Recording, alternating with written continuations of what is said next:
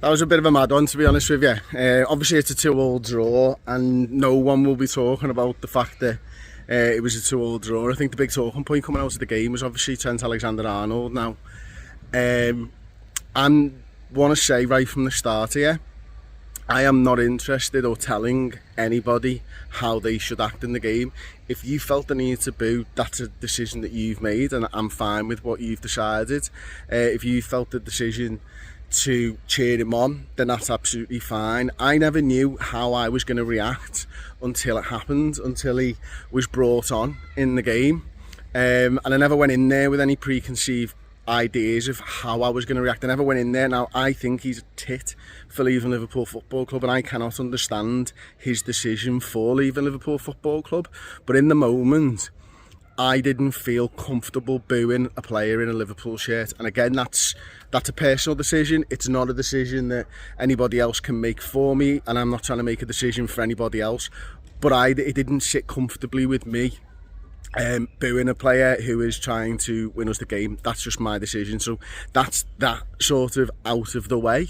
It was mental that Arne Slot brought him on in that game for me. I couldn't understand it at all, because that type of a reaction was always going to happen. I've just been having a chat with somebody there who was in the Annie Road, and they said it was all boos around them.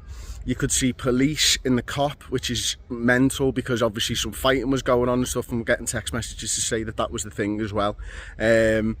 I just couldn't understand why you would bring him on other than to rest Conor Bradley, but and those right there, do you know what I mean? He kind of warmed up on his own at half time even. It was just so strange.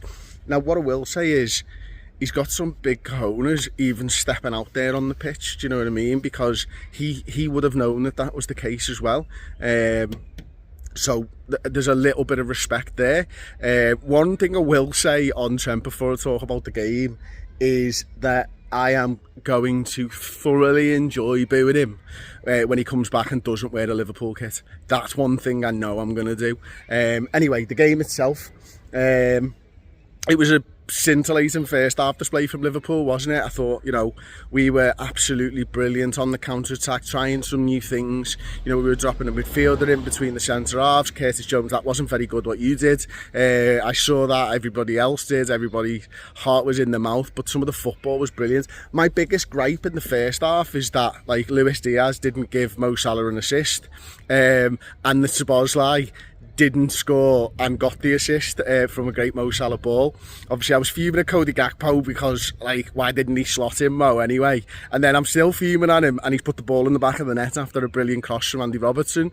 And then Luis Diaz obviously scores from Szoboszlai's one. And we were 2-0 up, looking by far the best team.